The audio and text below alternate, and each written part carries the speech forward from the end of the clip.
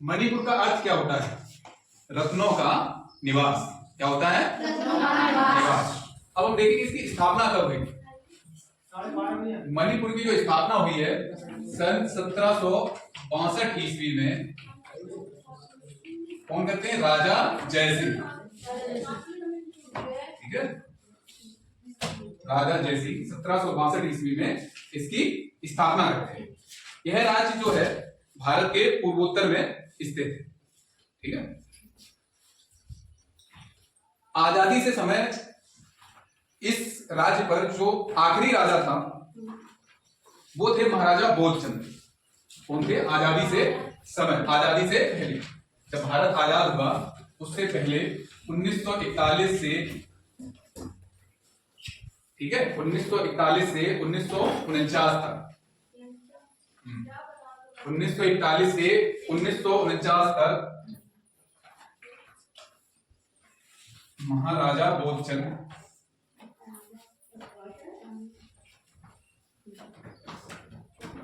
कौन थे? महाराजा बोधचंद्र थे, जिन्होंने 1941 से 1949 तक मणिपुर पर अपना राज किया। 1949 में जब भारत देश आजाद हो रहा था उस समय सभी राज्यों को एकत्रित किया जा रहा था। सरदार वल्लभ भाई पटेल के नेतृत्व में सभी राज्यों को एकजुट किया जा रहा था, एकत्रित किया जा रहा था भारत गणराज्य की स्थापना के लिए। तो उस समय ये महाराजा बोधचंद्र जी ने भी अपने राज्य मणिपुर को भी भारत में विलय कर दिया था। कब भारत में विलय किया था? 1949 को इन्होंने भी अपनी आस्था जाहिर करते हुए मणिपुर का विलय भारत में कर दिया था। 1949 में इसका विलय करने के बाद सन 1956 में मणिपुर को केंद्र शासित प्रदेश बना दिया जाता है। क्या बना दिया जाता है? केंद्र शासित प्रदेश। केंद्र शासित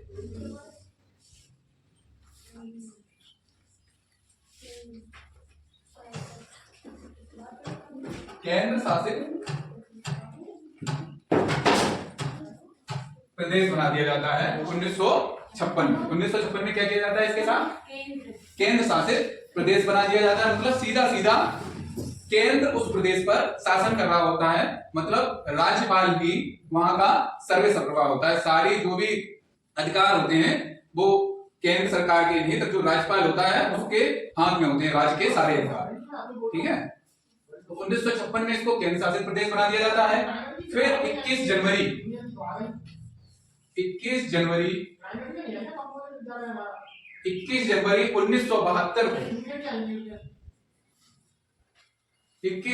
1972 को इसे क्या किया जाता है? 1972 को मणिपुर को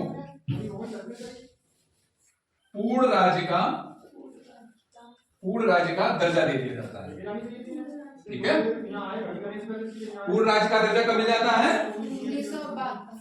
1972, 21 जनवरी 1972 को मणिपुर को पूर्ण राज्य का दर्जा मिल जाता है। ठीक है, और इसकी जो राजधानी होती है, मणिपुर की राजधानी इम्फाल बना दी जाती है। क्या बना दी जाती है? इम्फाल। कहां है मणिपुर की राजधानी? इम्फाल। इम्फाल बना दी जाती है। और 60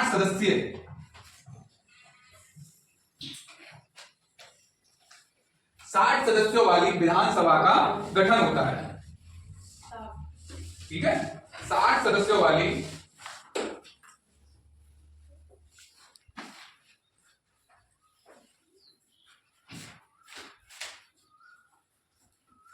विधानसभा का गठन किया जाता है। कितने सदस्यों वाली विधानसभा का गठन किया जाता है? यहाँ पर 60 सदस्यों वाली विधानसभा का गठन किया जाता है। और इसमें टोटल 16 जिले बनाए जाते हैं। कितने जिले बनाए जाते हैं? 16। विधानसभा में कितने सदस्य होते हैं मणिपुर की में? 60 सदस्य। और 16 जिले बनते हैं इसके। कितने जिले बनते हैं? 16 जिले बनते हैं। प्राचीन काल में इसका नाम कलेपाक था। प्राचीन काल में मणिपुर का नाम क्या था? कलेपाक। यहाँ पे लिखते हैं।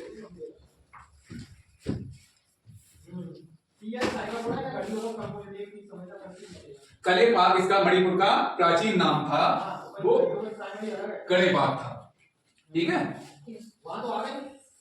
यहाँ की जो भाषा थी वो थी मैते। मणिपुरी भाषा को क्या बोलते हैं? मैते।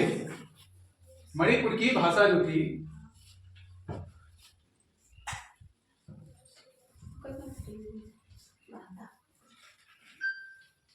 भाषा इसकी क्या थी?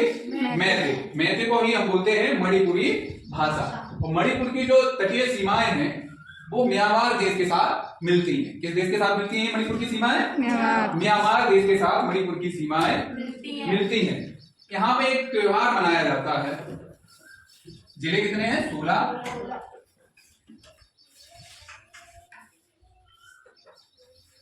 मणिपुर में जब फसलों की बुवाई चल रही होती है तो उस समय एक त्योहार मनाया जाता है जिसका नाम होता है लुई नगाई।